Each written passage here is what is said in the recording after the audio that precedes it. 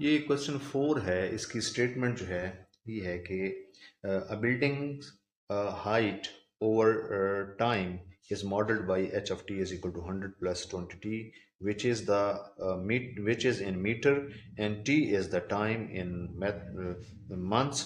The height of a growing tree nearby is given by t of t is equal to 50 plus 10t plus t square.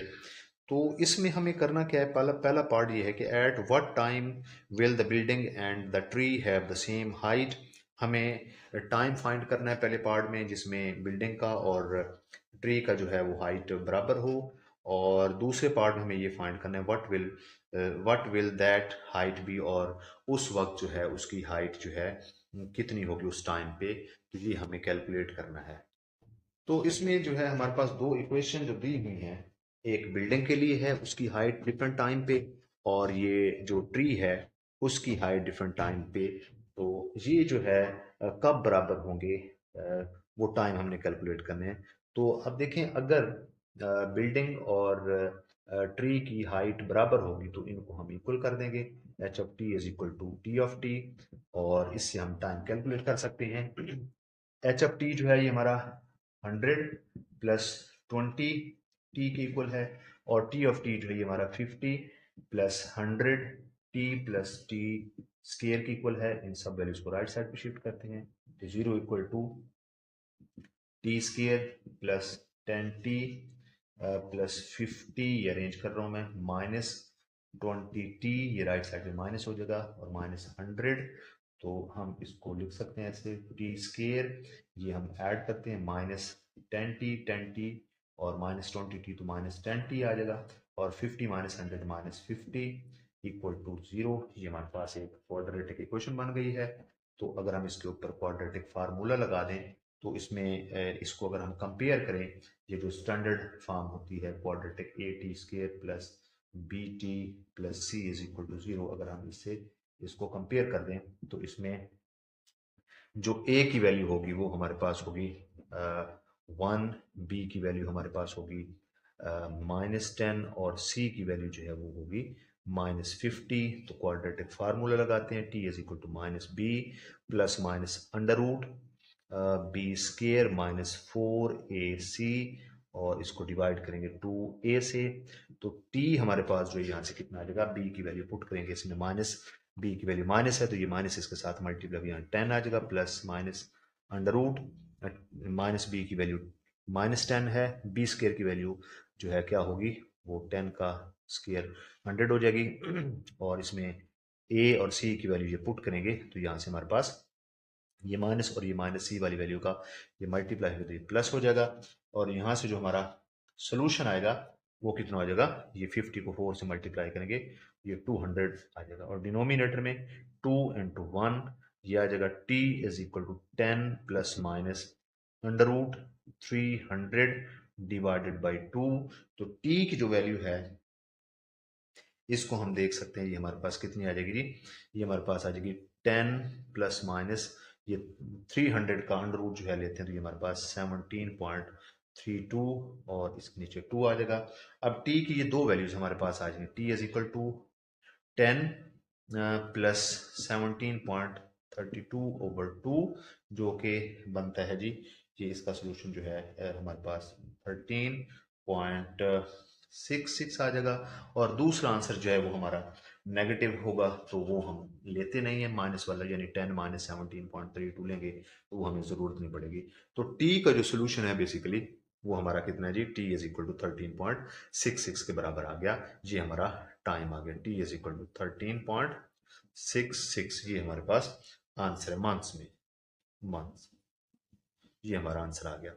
अच्छा, अब हमारे पास जो second part है, second part में हमने क्या करना है कि ये जो हमने टाइम कैलकुलेट किया है, इस टाइम में वो जो हाइट होगी वो कितनी होगी। तो ये जो टाइम निकला है हमारे पास आया 13.66 मंथ, तो उसमें हम कैलकुलेट कर सकते हैं कि जब इनकी हाइट बराबर हो जाएगी तो ये टाइम होगा, और इस टाइम पे हाइट कितनी होगी, तो हाइट उन दोनों को यूज करके, किसी एक को यूज करके हम फाइंड आउट कर सकते हैं। तो ये दूसरा पार्ट हम करते हैं जी।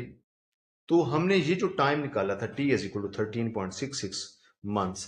तो ये यूज़ करके हमने हाइट कैलकुलेट करनी है कि हाइट तब क्या होगी। तो आपके पास ये एक इक्वेशन है और दूसरी इक्वेशन ये है, तो इन दोनों में से कोई भी इक्वेशन यूज़ करके, क्योंकि इस टाइम पे दोनों की हाइट बराबर होगी, तो लिहाजा हम ये इक्वेशन यूज़ कर लेते हैं।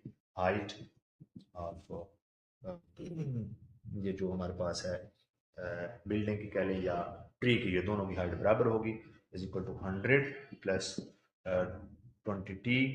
तो t की वैल्यू हमारे पास है 13.66, और ये इसमें पुट करेंगे।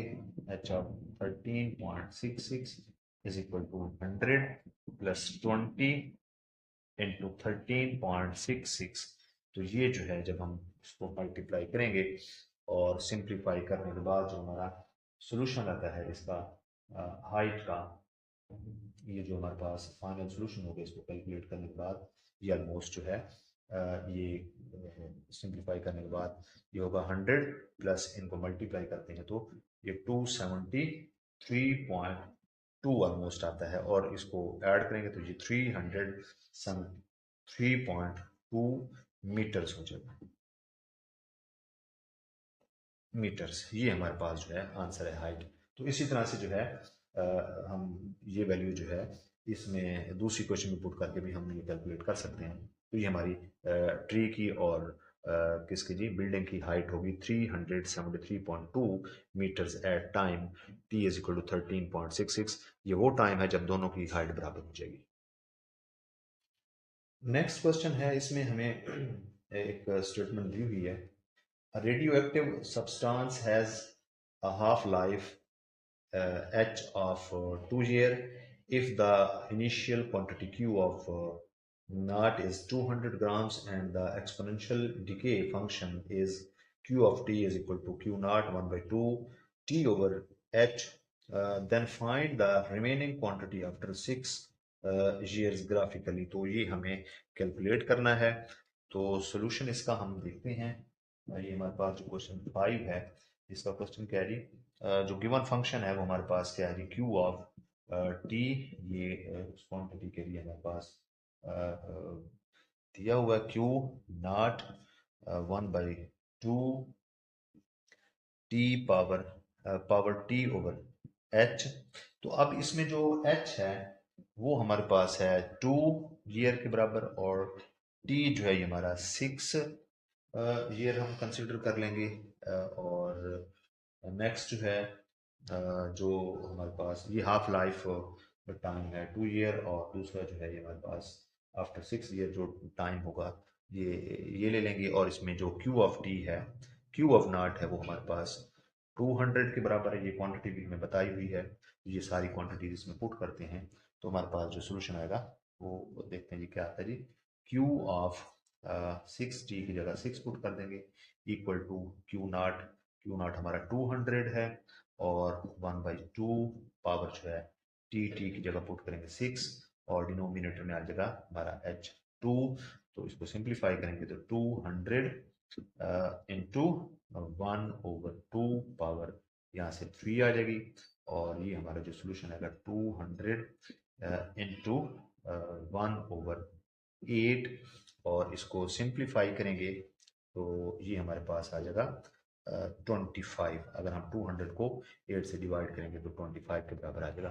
तो मतलब जो है, तो ये जो हमारे पास क्वांटिटी आई है 6 पे, T6 पे, ये ग्राम्स, तो हमारा जो पॉइंट बनेगा, पॉइंट हम ये कह सकते हैं 625। तो बेसिकली हमारे पास आफ्टर 6 ईयर इतने ग्राम जो है ये हमारे पास वो सब्सटेंस बाकी बच जाएगा। तो ये क्या कह सकते हैं हम, 25 gram gram substance radioactive substance remain. ये जो है रेडियो एक्टिव सब्सटेंस है ये रह जाएगा, बच जाएगा